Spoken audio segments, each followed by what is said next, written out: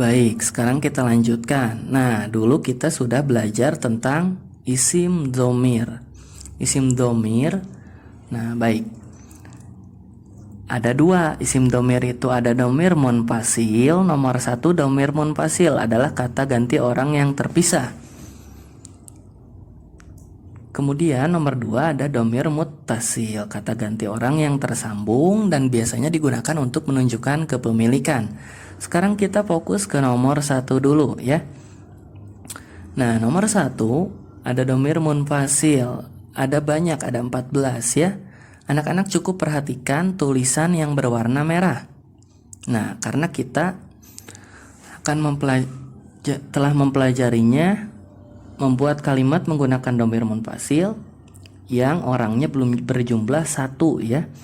Ada kata huwa yang memiliki arti dia, laki-laki, satu orang. Ada kata hiya, dia satu orang perempuan. Ada kata anta, kamu satu orang laki-laki. Ada kata anti, kamu satu orang perempuan. Dan ada kata ana yang memiliki arti saya. Nah, untuk ana ini bisa kita gunakan, boleh dipasangkan dengan isim muzakkar atau isim muannas ya. Untuk ana ini boleh untuk laki-laki ataupun perempuan. Nah, lalu bagaimana cara membuat kalimat yang diawali oleh dhamir munfasil? Nah, baik, kita mulai dari kata huwa dan hiya ya, yang memiliki arti dia. Dia huwa, dia laki-laki, hiya, dia perempuan. Nah, baik, seperti yang Bapak jelaskan, dalam bahasa Arab itu ketika membuat sebuah kalimat harus berpasangan. Jika yang muzakkar atau laki-laki dipasangkan dengan yang muzakkar lagi ya. Contohnya seperti nomor satu, coba anak-anak perhatikan. Di sini kan ada muslimun, seorang muslim laki-laki, ada muslimatun, seorang muslim perempuan. Nah, coba anak-anak perhatikan, tadi dia laki-laki, bahasa Arabnya adalah huwa. Nah, dipasangkan dengan muslimun karena ini isim muzakkar ya, jadi huwa muslimun. Dia seorang muslim laki-laki. Nah, sementara untuk yang muannas ada kata hiya, kata tunjuknya memiliki arti dia satu orang perempuan. Dipasangkan dengan muslimatun karena hiya kata tunjuk isim muannas. Jadi dipasangkan dengan muannas lagi yang jenis perempuan ya. Jadi hiya muslimatun, dia seorang muslim perempuan. Nah, seperti itu anak-anak ya. Sekarang coba anak-anak perhatikan untuk menunjukkan orang kedua, yaitu kamu, orangnya yang kita ajak bicara, yang ada di hadapan kita. Nah, untuk laki-laki, kamu ini kita bisa menyebutnya anta, kamu satu orang laki-laki. Untuk perempuan, kita bisa menyebutnya dengan anti, kamu satu orang perempuan ya. Nah, sementara untuk kata ana, ini bisa digunakan untuk laki-laki ataupun perempuan karena memiliki arti saya ya.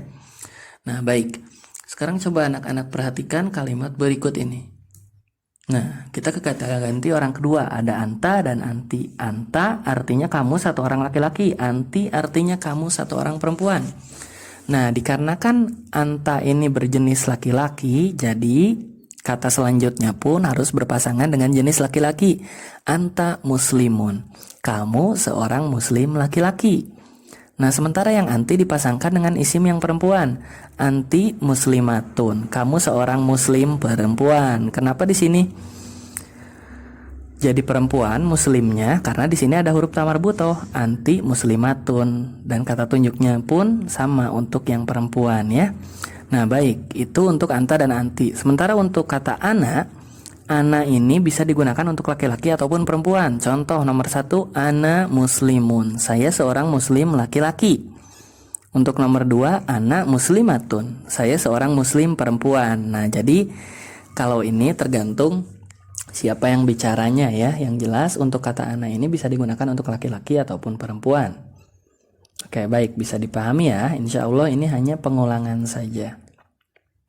Nah, itu untuk membuat kalimat yang diawali oleh dhamir munfasil ya, atau yang terpisah. Nah, kenapa disebut dhamir munfasil ini? Coba anak-anak perhatikan, karena ketika dalam sebuah kalimat dhamir munfasil ini tidak tersambung dengan muslimunnya. Lihat, dengan kata lainnya tidak tersambung, ana muslimun.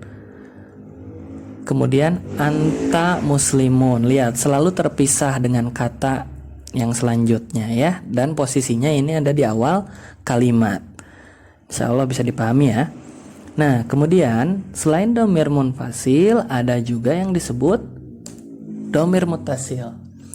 Nah, dhamir muttasil ini coba anak-anak perhatikan saja huruf yang berwarna merah. Maaf, sebuah kata yang berwarna merah ya. Perhatikannya itu saja, cukup yang warna merah saja. Nah, lihat. Dhamir munfasil ini biasanya ada di akhir kata ya anak-anak. Untuk kata huwa, dia. Nah, jika kita ingin menyebutkan milik dia, satu orang laki-laki, tinggal ditambahkan hu ya di belakangnya. Untuk kata hiya, dia satu orang perempuan, kita tinggal tambahkan ha dengan kata sebelumnya ya. Untuk anta akan berubah menjadi ka dalam bentuk dhamir muttasil yang diletakkan di akhir kata. Anti berubah menjadi ki, ana berubah menjadi ya sukun, dan harokat huruf sebelumnya menjadi kasroh. Contoh, nah anak-anak perhatikan tulisan yang ada tanda merahnya. Dari kata huwa, dia. Nah, di sini Bapak maaf, ada kata kitabun artinya buku ya. Nah, ingat ketika sebuah kata kitabun misalkan ya sebentar. Kitabun tadi kan buku ya. Nah, ketika sebuah kata kitabun misalkan, nah ini kitabun ya, sebuah buku disambungkan dengan dhamir muttasil. Nah, itu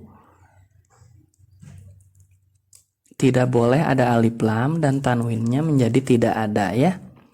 Nah, baik. Contohnya seperti ini.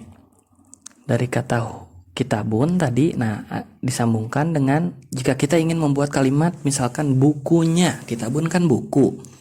Kalau kita ingin buat sebuah kata buku dia, satu orang laki-laki, bukunya, kita tinggal tambahkan hu di akhir katanya dan tanwinnya dihilangkan jadi kitabuhu.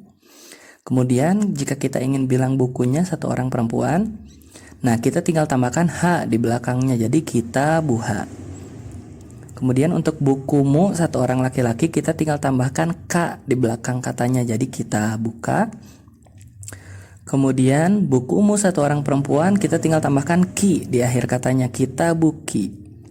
Nah, kemudian jika kita ingin bilang bukuku, nah kita tinggal tambahkan ya sukun di akhir katanya dan harokat huruf sebelumnya menjadi kasroh. Jika tadi kan kitabu ditambah ki, jadi bukumu satu perempuan. Nah, kalau untuk menunjukkan buku saya menjadi kitabi, menjadi kasroh ya huruf sebelumnya, kemudian ditambahkan ya sukun. Nah, anak-anak, itu sedikit pengulangan mengenai materi yang sudah kita pelajari di semester 1, semoga bisa dipahami. Nah, tetap semangat dalam mengerjakan tugas-tugasnya dan jangan lupa dipelajari lagi latihan-latihan yang telah kita pelajari ya, yang sudah pernah dipelajari. Berikut juga kosakata yang sudah kalian tuliskan di buku tulisnya. Nah, mungkin sekian saja penjelasan dari Bapak. Wassalamualaikum warahmatullahi wabarakatuh.